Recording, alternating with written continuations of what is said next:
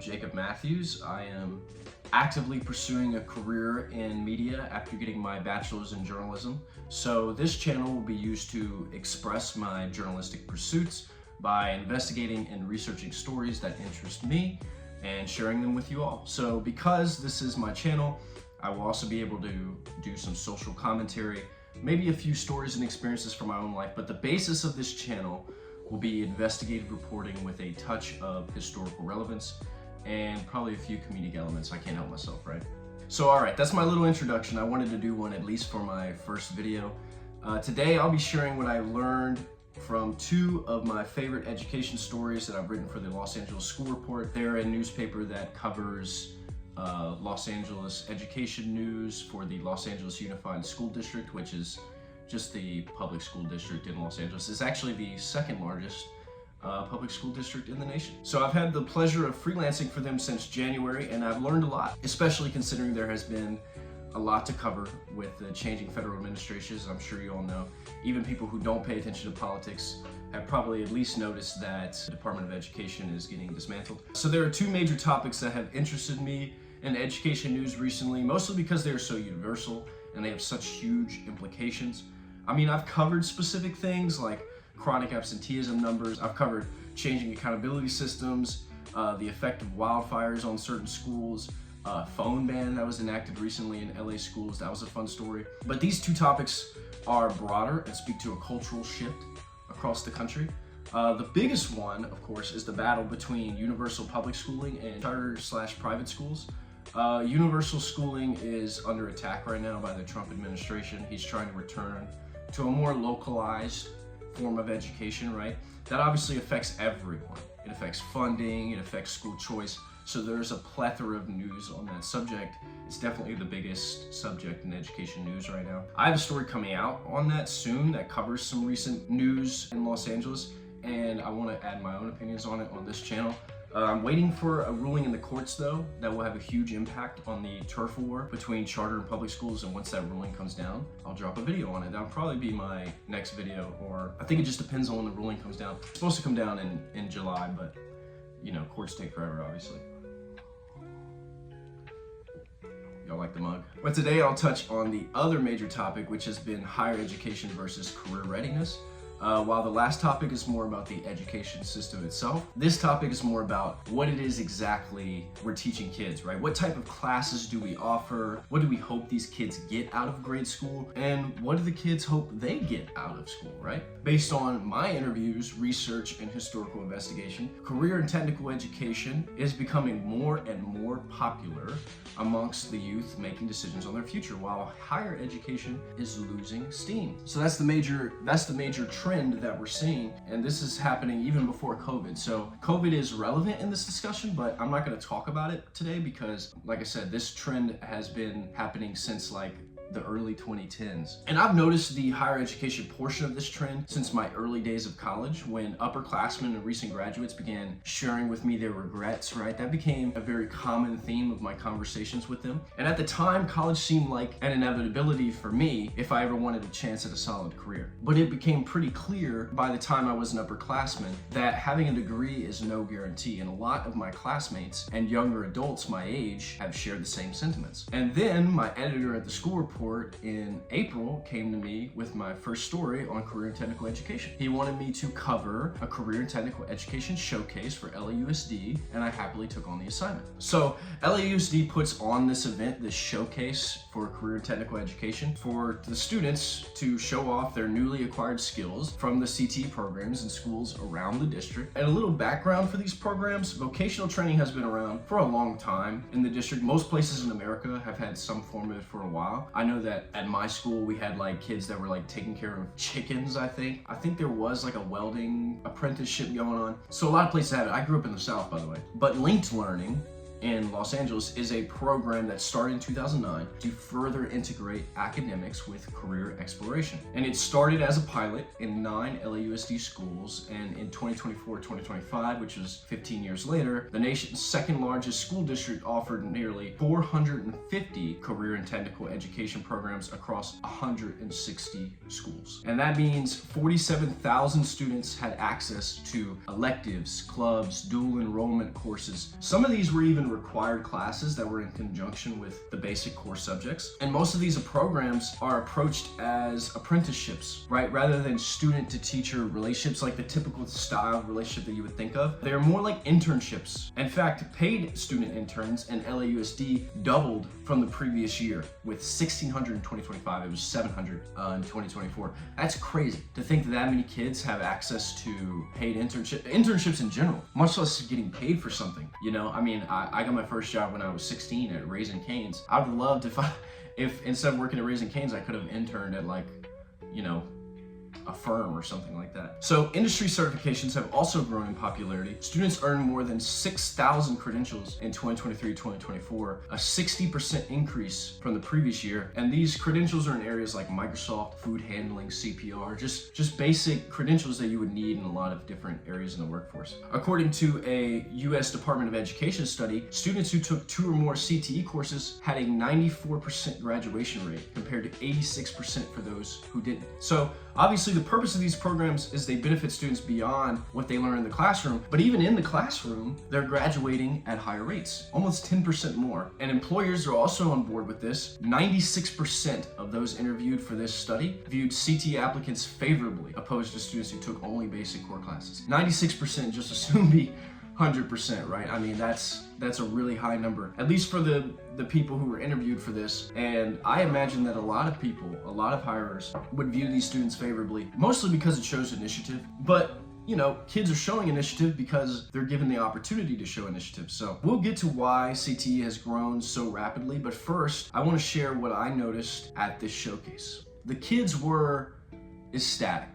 They had programs for engineering, firefighting, communications, horticulture, management, etc. And I think it should be a requirement for everyone to go to these events, especially with all the negative press surrounding Gen Z and how apparently like kids don't care anymore. You know, they're all chronically online. They definitely care. Kids want to show initiative. One of the horticulture students gave me a little strawberry plant, which was really sweet of them. Another kid showed me the robot he built and explained to me how it worked. I was completely lost, but I loved the enthusiasm, right? I mean, seeing a kid enthused about what they're doing will brighten your day like nothing else. So obviously, after seeing that, you know, it's hard for me not to support this rapid growth in career and technical education. But the moral of the story here is students are much more enthusiastic about these classes than their basic core classes. And that's just the first part of this trend. So the second part is where it gets a little more convoluted. Not only is CTE on the rise, but it also comes in conjunction with higher education enrollment on the decline. What drew my attention to this was an article from Cal Matters that said Cal State was sending admission letters to students in advance of them applying, basically saying, if you have good grades, come to school here. That just seems like a desperation ploy that would be too good for these universities, right? Or you would expect it would be too good for the colleges. So that's why I did a little more research. And as it turns out, colleges are closing at an alarming rate, according to NPR. And college enrollment has been down for almost a decade. And that's not just one source saying that either. That's every source I could find was talking about how higher education enrollment is down. A lot of these articles speculate that the decline is due to population dips. You know, that's obviously a factor considering there are so many colleges. An article from the Clearinghouse Research Center said vocational school enrollment has grown 19.4% since 2020, which is absurd growth. So even though the population decline is a big reason for the higher education enrollment dipping, vocational school enrollment has grown 20% in 5 years. I mean, that's such insane growth. So what that tells me is no matter what other factors you want to see, there's no doubt about it that kids are moving the goalpost on higher education, right? I actually read another NPR article that labeled Gen Z the tool belt generation. It's strange to even say that or read that, because it feels like everyone who hasn't looked into this says the opposite, you know? I mean, go online for an hour, I promise you'll see someone talking about how kids are chronically online or none of them want to do work. And yet, kids are moving towards skilled labor jobs, meaning they want to get out of bureaucratic offices and into forklifts. To me, that's the definition of wanting to do work, right? Or at least wanting to guarantee that they have work rather than, you know, putting themselves in a position where they're chasing something that might not be there. So yeah, obviously these numbers are compelling, but I wanted a firsthand account of this. Why is this movement happening? So I pitched to my editor that I interview a high school career counselor, and that's when I came across Miss Christina Sanchez, a veteran of 20 years in the San Fernando Valley. For 2 decades, she's helped high schoolers decide on their future, and she has indeed noticed this trend. So my first question was simply why, right? Why are kids more interested in career and technical education in vocational schools and less interested in four-year universities?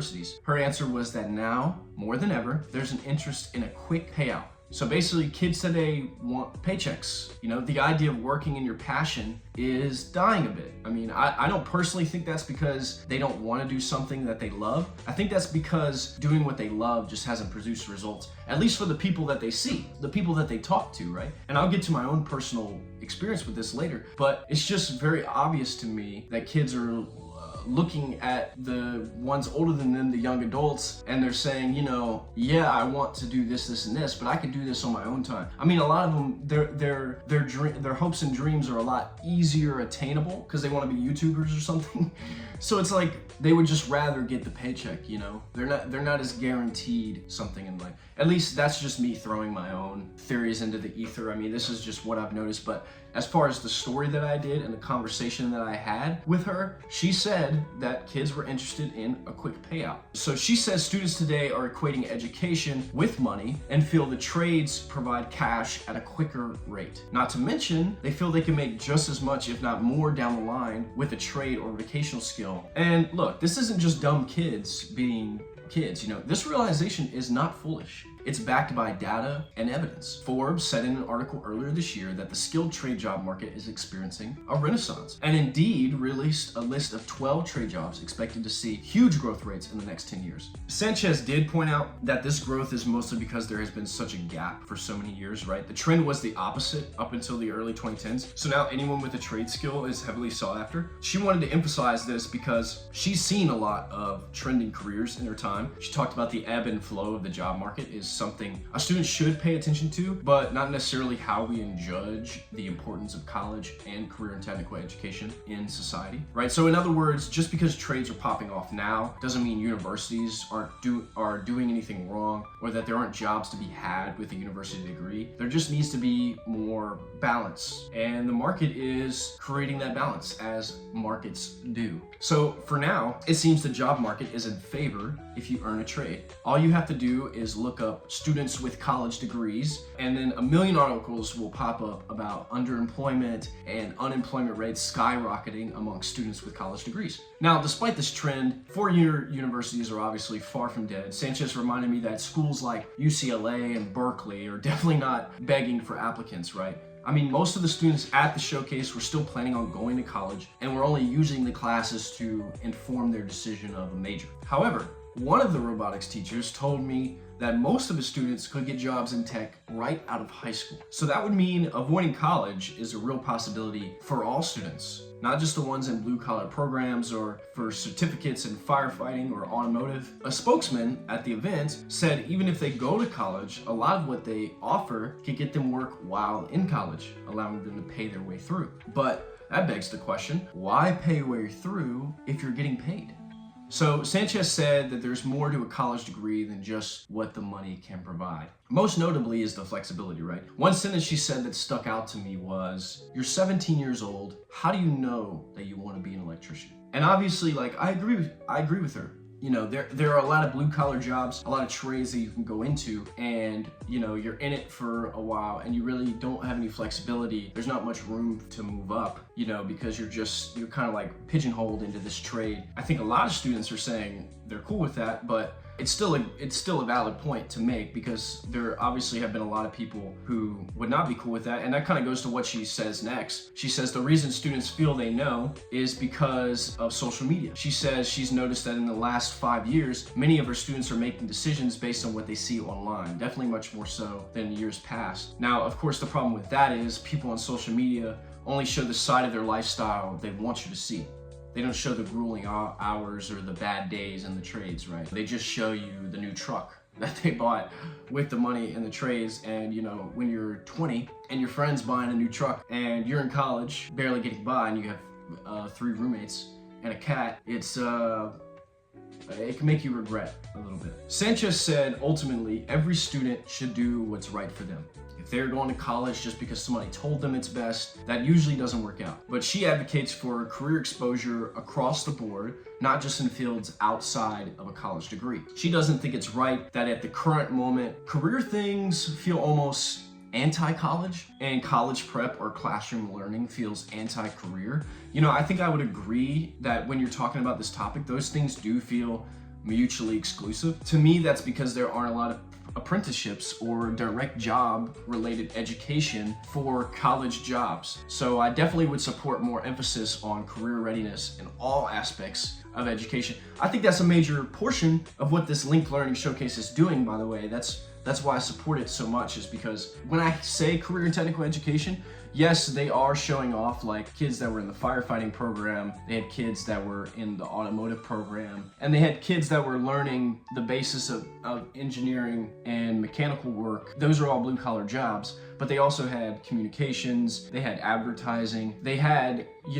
higher levels of engineering where it's like, you're gonna build on this. You know, a lot of those jobs, you do want to get a college degree, but you don't have to. That's the idea, you shouldn't have to. It's jobs that you can get better with a college degree, like you have a better chance of getting it, or you know, you're gonna learn things in college that are gonna help you on the job. At least that's what you're supposed to do.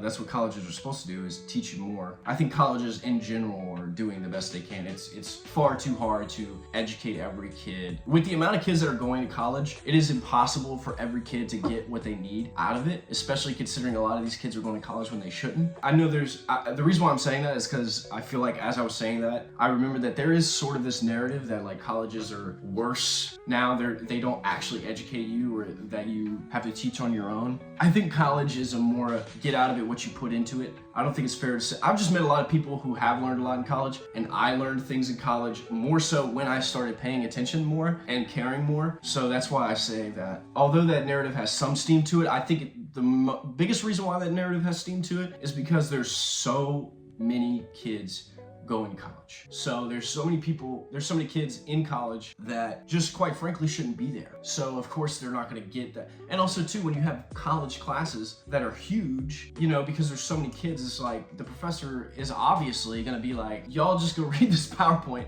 because I can't explain to each one of you how to do this. Anyway, so now I'm going to speak from my own experience. I graduated from Louisiana State University with a bachelor's in mass communications and a concentration in journalism. Do I regret my career decision? Absolutely not. Mostly because I think I was born to be a storyteller.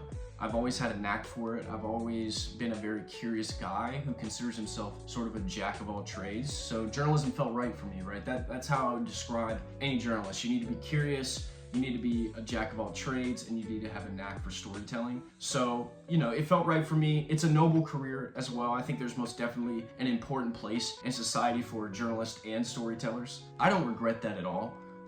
Do I regret going to college? That's a trickier response. I don't regret anything, you know, because it made me the man I am today, and I had a lot of wonderful experiences at LSU. I mean, it was a party school and a sports school after all, so, you know, the extracurricular activities certainly didn't disappoint. But as I talk to you today, I have 2 jobs. One at a gym called LA Fitness, and another at an apartment complex. At the moment, I'm hoping that I can move up there and become a leasing agent, possibly manage property one day. I know there's a lot of money in that. Why do I want to do that?